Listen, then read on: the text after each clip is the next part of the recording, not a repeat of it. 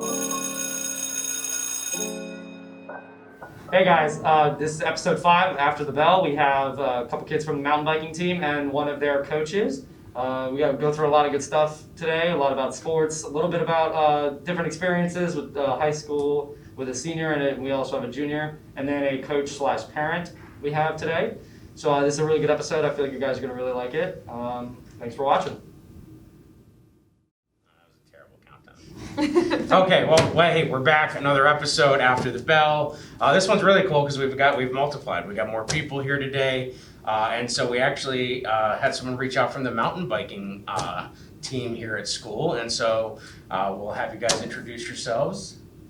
Hi, Lee Forrest. I'm one of the assistant coaches on the mountain bike team. I'm Caroline Stone. I'm a senior. This was my 5th year on the mountain biking team here. I'm Jason. I'm a varsity rider on the mountain bike team. It'll be my 4th year on the mountain bike team here at OJ. So you guys, so it's been going on for how many years total? 6. This is 6 years. 6 year. Cool. And so so obviously if you've been doing it for 5 years, you said, so Yeah. then obviously you did it in middle school. Yep, I started in 8th grade. So is there an age limit, like if people wanted to get involved? Like, It's a grade limit. So starting in 6th grade, okay. and get in, and basically the bulk of my team, of my squad, we're so large now that we have 5 different squads. Oh, really? And so I coach the white squad, which is a lot of our newer riders, and a lot of 6th graders. We have some 7th and 8th graders mixed in. And how many in a squad? We break them down as it goes, so there's not a set number. So Okay. my squad has 12. Oh, That cool. rotates. Well, in the very first 2 weeks, had about 16. But then as we evaluate and we see skill levels, some kids moved up. So to then they the have extra oh, squad. that's cool. So they can kind of grow into it and.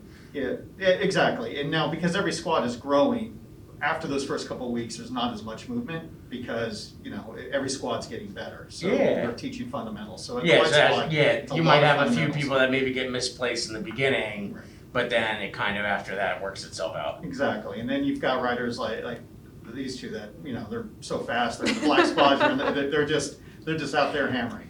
So yeah, well, let's start there. Like you guys. I mean, I rode a bike as a kid. You know. We all gotta start somewhere, so, right? Yeah, but walk me through. Here I am getting around my neighborhood biking to doing what you're doing.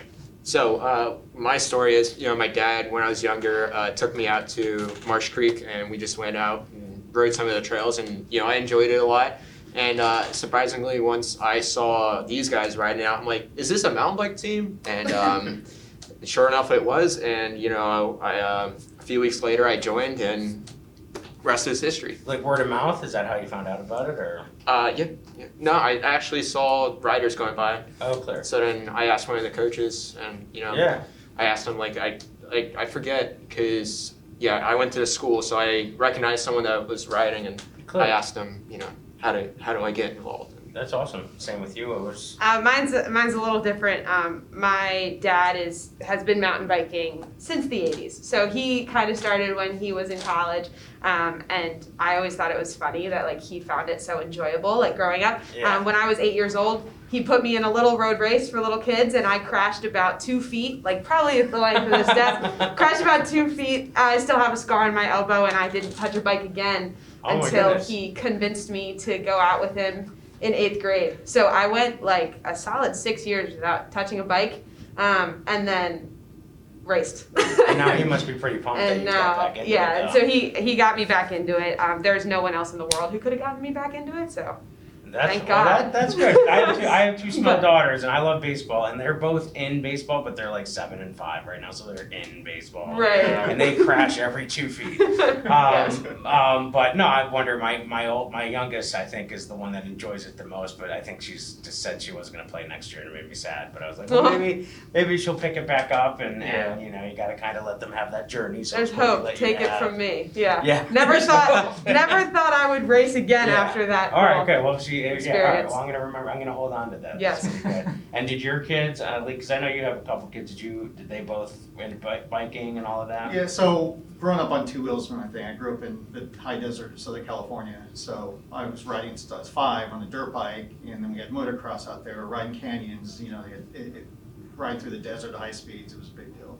That's And cool. when I was no longer living at home, as a kid, it's kind of hard to afford dirt bikes, and my best friend rode for Diamondback. He got the sponsorship. And Oh, really? he gave me his old bike, and I had some first generation suspension forks that we put on that thing. And so, like your dad, it was early 90s, I started racing, and I found downhill was fun, and I rode mountain bikes ever since. A little break while in the military, but Yeah. then my son David, he wanted to, when he had a break off wrestling season, and he wanted to ride because I had them on dirt bikes.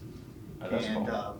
he enjoyed it so much, he sold his motocross bike so he can get a higher end cross-country mountain bike, because the bike he had, he realized was holding him back. He was of a high enough skill level that the bike was a hold back. So he got a better bike so he could go faster, and it definitely made the difference. I had a Huffy, Yeah, 1989. It's classic. Well, it would probably hold you back on these trails. I mean, clearly, it's holding me back, for sure. What are you doing? You ride a bike? I can barely ride a bike. Yeah, that's what I thought. So, but I have an excuse. When I was little, I was terrified to ride a bike, so my parents never bought me one. And then when my brother left for college, I got his old bike at like 15. So I've been riding a bike for probably like 4 or 5 months. It's like 2 weeks. Solid 2 weeks. And my yeah. mom won't let me go anywhere because I don't actually have a helmet. Oh. So, man. so all I've done is circles in my driveway. That's But I can ride circles in my We can driveway. do circles in your driveway. But if I tried to go up a hill, I might have a varsity one to fill We go Jason's up spot the here. hills. Just a couple. So That's funny. so we could start him off on the white squad next year. Yeah, well, now it's like my daughter. Next time she hops on her frozen bike, I'm gonna get her ready. The bike might be holding her back. She needs to let it go. Oh, no, well, that's cool. That's awesome. So obviously, growing up in Southern California, that was that was a thing that was going on in that area. Was a big. There's a big bike culture. Yeah, there are definitely plenty of pros that came out of the area, but outside that, it was. Yeah, I mean, we're in the high desert right now. You rode everywhere, so on the Yeah. bike was a sense of freedom. We didn't have different time, right? It's a different world. Yeah. But that was it. You got your bike, and you knew where everybody was at by the piles of bikes in someone's yard. Okay, Yeah. everybody's Yeah. there. Yeah. That's where it was. Well, I mean, I remember I had I had a bike and I put it on the side of my house, and I had like this kind of Batmobile like mentality where I'd run off the side of my porch, hop over, and then my bike was waiting, and then there was like a little trail in between my fence to get off, and like I was like creating these moments of like getting on my bike like I was going to fight crime, and but I never thought to like race it on purpose or so. But no, that's cool. So last year, obviously, with how crazy everything's been the last 2 years, how did that affect you guys racing? Were you able to kind of, since it was outdoors, did you guys?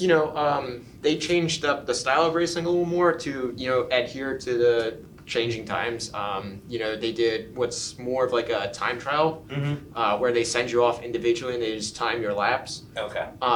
Whereas normally you would have what's called a Together. mass start, Mhm. and you're all out of the 50 or 100 kids. You all start Yeah. once, and you gotta You go gotta back and negotiate forth. that. That's part of the challenge, right? Is getting out of the gate and not eating it. Right? Yeah, yes, definitely part of the challenge. Yeah. Yeah, it was weird last Is that what year. happened to you when you were young, or did you? Oh just- yeah, Okay. no, I was the people, yeah, Okay. hit somebody, probably didn't. I don't Well, that's know what I better was doing, than you but- just fell 2 feet on a bike. It's true. Yeah. Yeah, that's true. Yeah, I'll just blame it on somebody else. Yeah.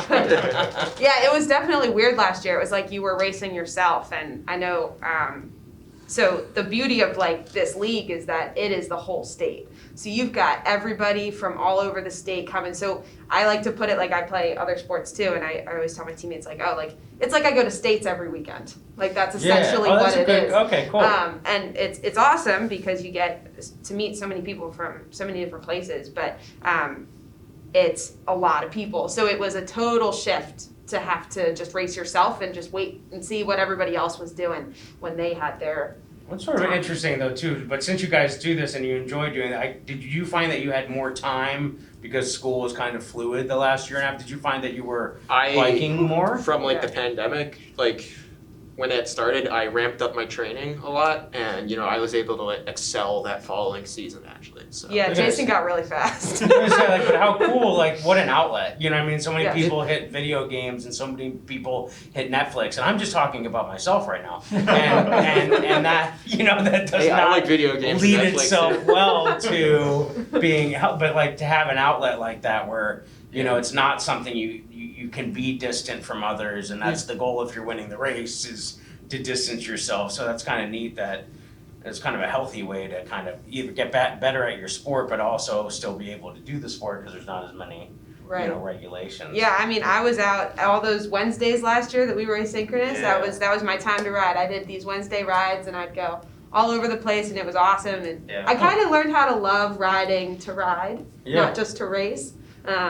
So it was awesome. I loved it. The outdoors cool. were not canceled, so it Yeah, well, worked, I was exactly that's know? the beauty of that. Yeah. Is like I know people like took up golfing, like Right. the only one that Yeah. were like super intense because of that. But I think that's important. I think people needed an outlet. I think that was something that a lot of people struggled with, like just in general, needing some kind of outlet that they were passionate about because the world was so crazy and you're working and sleeping and all in the same place. And I know for my family it was like that. Like, I have young kids that were in school. My wife and I are both teachers, and we're also in the same environment. How do you separate? So being able to get out of the house like that. Yep. And Lee, would you say our team has grown like significantly between? So the very first year, our team was all 12 riders and 8 coaches. Yeah. They're all parent volunteers, mostly parent volunteers. We have a few that, like myself, whose kids no longer on the team because they're in college. And this year we had 99 kids at our first practice. 99. Now, bulk of those are ours. I think there are 11 French Creek composite. So schools that don't have enough students for their own team, they make up composites. So Pottstown and Potts Grove, they have some people who ride, but not enough for a team, so they have the French Creek composite. And the first year they were on there, they rode for us, so they were part of the OJR. Okay. But because of the size of our team, we couldn't count their points the following year. So they now make up FCC, but they still ride with us. So in all sense purpose, I feel they're us. But Right. at the races, they have their own jersey. They have their own But stuff. we're under the Now, same do they tent. also practice by riding circles in their driveway, or That's just me. I'm just trying to get you a spot. I mean, they might recruit me. You never know. Yeah. And if we go back to asynchronous again, I can start riding my bike. That's right. After school. I did run a lot. I noticed that I ran Did you? so much, and my 60 times that they take for baseball, Got better. so much, like an entire second. Yeah. I went from like a 7.95 to a couple weeks ago. 7.95. To a I couple could weeks run ago. a 7. I know. I was slow. I was slow, and then like a couple weeks ago at Fisher's thing, I ran a 6.94, Oh, there you go. and I was like, how? I still can't breathe when I run a mile, but I mean, Well, you just gotta run 90. I guess I got faster over this period of time, being able to run more. So I heard you had a big finish recently. Yeah. Like a sprint to the end. Yeah, it was our race out in Pittsburgh, and I was racing this guy from the Danville area, and the whole race we were just going back and forth. Our race is a total of like 19 miles over 5 laps. And Wait, 19 as in 19? yeah. Wow. That's varsity.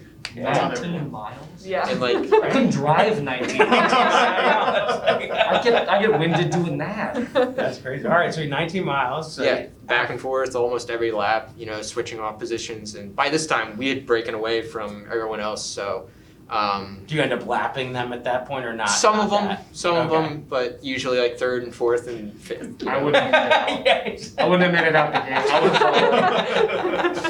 I would have been so scared. People would have pushed me over. So then it came down to the Yeah, finish. right at there's a little hill right before the finish line, and he came around the final corner. I was behind him, and we both got out and we started sprinting, and I was able to just come around him right at the end. It was literally a photo finish because I threw my bike in front of me. He makes it seem like it's like something nonchalant. Like I was being corralled at the same time that he was finishing. So I was about to start when he was finishing. I could barely see him, and we were all like screaming. Like Yeah. the energy there is ridiculous. But then when something Yeah. huge like that, like it was huge. He's Yeah. not making it sound huge. It was huge. Yeah. And I just remember screaming.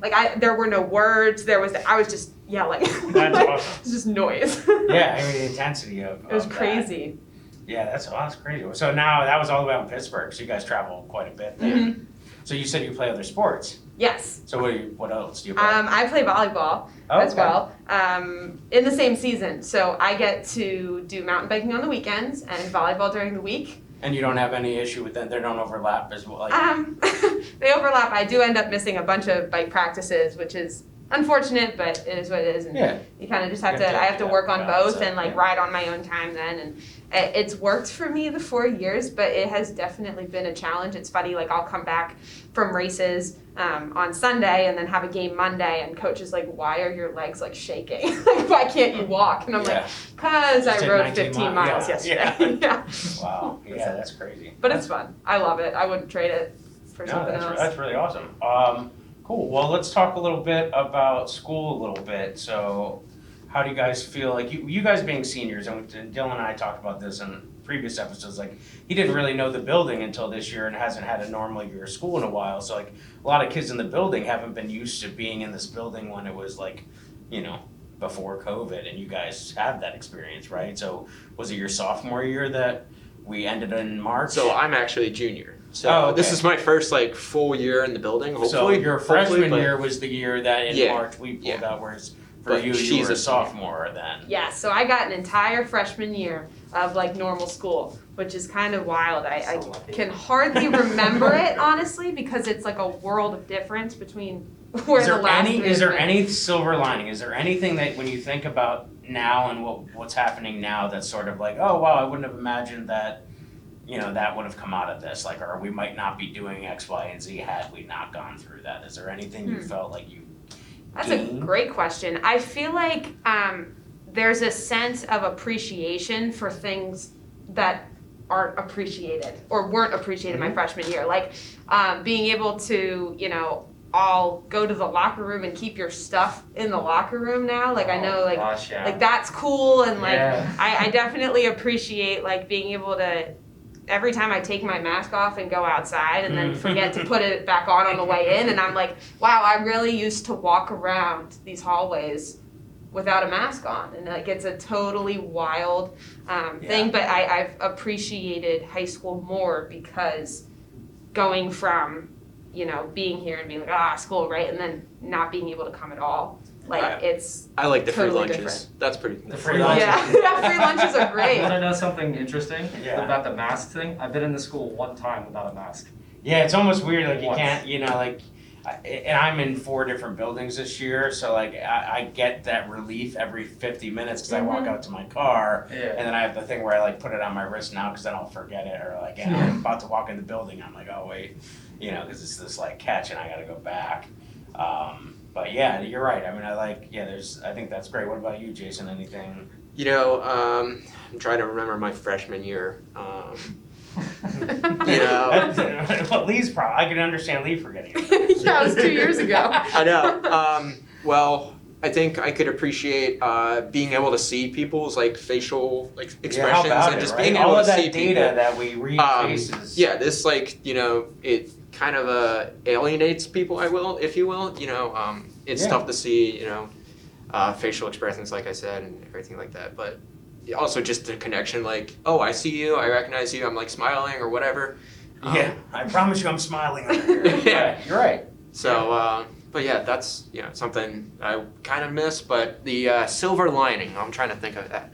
Free lunches, man. Yeah, Free lunches. Free lunches. That's the only thing I can think of. No, well, and that's I think there's a lot of we were talking a lot about like teachers. I think a lot of them appreciated like if some of them had been dabbling in technology before, then they felt like they weren't as much of a shock when they had to like find a way to deliver lessons like remotely or how to I don't use miss the that. system. I don't miss that. Yeah. No? You didn't like online? No, No? it's just not for Not for me. you? It's just I like having that structure of being able Oh. to go to school, Yeah. like get into the mental zone of like Yeah. this is where I need to do work. Yeah. Whereas when I'm at home, I'm at home. I'm trying to Well, relax. that's it. and- It gets too blurry Yep. to set boundaries like that. I agree. I mean, that's why people say like they study in their bed. I'm like, I found that very odd because like Yeah. my I brain would is just- like that's I when would just go to get I would my sleep. fall phone. asleep. Yeah, I would too. I had a section in my room though. Like my desk is on the opposite side of my bed. So like when I got up, that's when it was time for school. Yeah. When I laid down, I'm not doing anything. Yeah. So I had that separation, but it was all still in my room, which is kind of weird. So you like lived, worked, ate. Very small like, I ate separation. with you. I ate Yes, with you. 'cause he was always on a Google It was Meet on the with me Google over Meet. lunch. Like we ate together, Yep. but not really. But not actually. So Yeah. like Yeah. eating, working, and sleeping all in the same room. It's is maddening. it's That's why I weird. think when teachers were able to come back in, even though kids weren't, like that, my wife and I were like, yes, please. Like, Yeah. you know, luckily my mom lives with us, so we had an extra set of hands in there for our kids. But them doing online learning, kindergarten Google Meet, like whatever you think it is, it's so much worse. Yeah, I believe it. I believe So it. it's like, well, how about your kids? So that your kids were senior? Yeah, Or- well, David graduated that year, so he made it through a wrestling season, and then COVID got really hammered, right? So he Yeah. graduated that year, and Julie's a senior this year. Okay, so what was the like, transition like for him going into college then? Well, his school, the freshmen were on campus, so he was on campus, and like one of his classes, he was saying every other week, there was a class he had that would be out of the dorm, they'd be remote, Yeah. but they still went in, and it's like here, you gotta have a mask on, Yeah. and all that. Now, you're talking about the facial features. His school just had a combined homecoming, parents' weekend. So I went out there for some events, and on one of the sciences, because in the pre-med program, so the biology, I met one of the teachers come over, and it's this current biology teacher. And she walks over and goes, oh, hi, you're here, and he goes, you're a student, and she introduces herself to him. He goes, oh, I have your class. She looks at him and goes, David!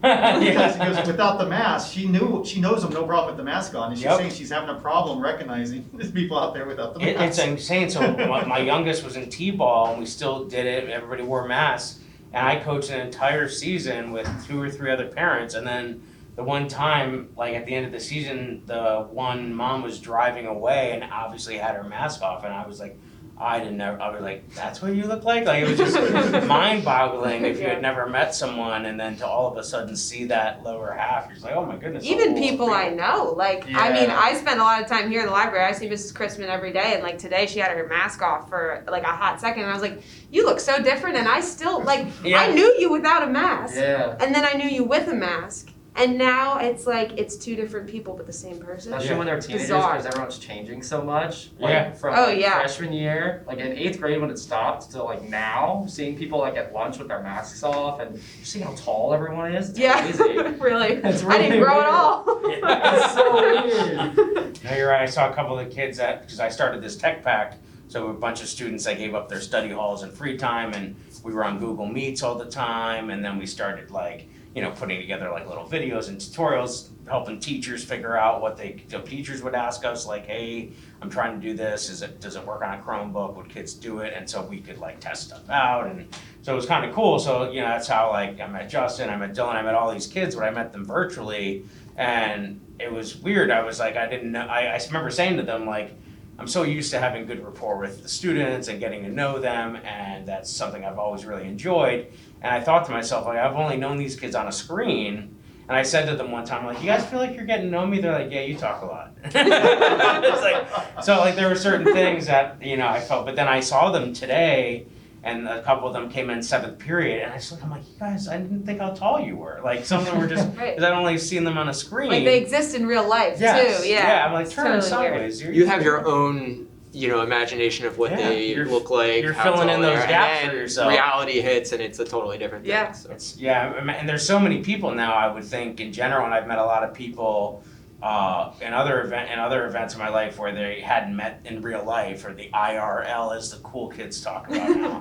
But like people that have met through Zoom and now are all of a sudden getting to meet in real life for whatever reason, it's been kind of cool. I think that's been a big thing now, as people like met or only interacted here, and now all of a sudden are Meeting together. Danush in real life was the greatest thing ever for me. Oh yeah, we We just were oh my best God. friends last year through Zoom because we both had the same like study hall, so we'd both be on his call helping people out, and we met like 2 months ago for the first time. That's crazy. And there were very slight moments where it felt normal when they'd be 4 or 5 people on the meet, and it kind of felt like we were all We were talking joking around, we together. were talking about things. But yeah. it still was kind of weird, and then it just was weird. But it was cool. Like, we actually did a presentation for a regional and an international conference where it was 6 students, 2 from Pennsbury and 4 of us from here. We had never been in the same room together, and we had, delivered two presentations together through technology. So there were some cool things like that happened Right. but now we're gonna hopefully at the state convention for educational technology in Hershey to now have it live, because I think the power of having students in a room with teachers, because if you're a teacher at a conference, you're there to get better for your students, but the students are never there. Right. So it just seems to me, and that's sort True. of why we started this podcast of like, well, there's we would always just talk. So is there a way that we can just talk together and get some kind of information and data, because we're all there to do well for students, but are we taking away too much student voice by not having them? So our hope is to have a couple students there to actually be a part of the presentation, talk about how we help teachers and the nurses and everybody here, and give an opportunity for teachers and students to kind of ask questions about, because I think that's that reflection piece of like, hey, I've been doing this, is it working for you? Sometimes that dialogue doesn't happen, and it really Yeah. should, Yeah, that would be awesome. So I think that's part of what we've started, and so having even a podcast like this where we can have different groups and have a coach / parent, have seniors, have a sophomore, and have us together talking is kind of a cool concept that probably should happen more often. Yeah. It's So definitely I cool. really appreciate you guys taking the time and visiting with us today, and this was kind of cool. Absolutely. Thanks for having us. Yeah, heck Yeah, yeah, it was absolutely. fun. Glad to be a part of it. Awesome. Glad to showcase them. And one thing with the team that I like the slogan, nobody sits the bench. Yeah. Everyone rides, even the person that does Even circles the the driveway. circles. Absolutely. What Yeah. you're saying is I could be on the So team. if they, Yeah. okay, so if our Yeah. listeners wanted to get involved with the mountain bike team, what would they do? So the season technically starts in July 1st. Okay. Where we can start practices, that's when everything kicks in. But you sign up beforehand. And then where is there a website? Is there a, OJRMTB.com. okay, so mountain, yeah, okay. Yeah, it's OJRMTB. You could just search that and all the links will come up. We have Facebook, we're on Instagram, Twitter too. Okay, You great. can hop in have to there and the sign up. information. Yeah, and we'll pop a link to it in the description on the YouTube link for this as well. And I think you're gonna be spotlighted on the Paul Report coming up too, so that'll be another avenue to kind of Awesome. showcase that and get that out there as well. And yeah, Coach Bragg, we're defending champions. Yes. So we won the championship in 19, the trophy's out there. Mhm. It was nice, it was fun when her dad delivered it and I was here. And Oh, yeah, I got it to must see have him been put cool it for in the him. trophy Yeah. case. Yeah. Yeah, it's awesome. And then, and Dusty's an amazing rider, so he's out there. Yeah. But on top of that, last year, they didn't do like an official state championship like we had, so technically we still have it, right? Yeah, Never so taken. you're still defending. But this year, it looks like that we've won it again points wise. We went in with a nice lead. We had very strong showing. We had some of our best finishes from everyone this Yeah. past weekend, which was fantastic. And so this weekend's the last event. It's not even a race. It's where the trophy will be put out. Will be Oh, given. wow, all right, that's exciting. So it is. It's very exciting. And of course, two of our big point scorers sitting right there. Yeah, awesome, well, great. Well, very cool. Again, thank you guys so much for coming, and we'll drop that info on the mountain bike team. So July 1st, you guys can get out there, Awesome. get out of your driveway. I believe Yes. you, Dylan. Or stay, that's fine. Or stay, that's fine. You can still be on the Yeah, team. Awesome. So, well, we hope you enjoyed the episode today. It was really great getting to hear from Jason, Caroline, and Lee with the Mountain Biking Club. Now, they start July 1st, so if you caught that in the episode, you can check them out at OJRMTB.com. We'll drop that in the description as well. We got some great episodes. We're going to probably have some more teachers coming on next. And so stay tuned. We appreciate you liking and subscribing, and we'll see you for the next episode of After the Bell.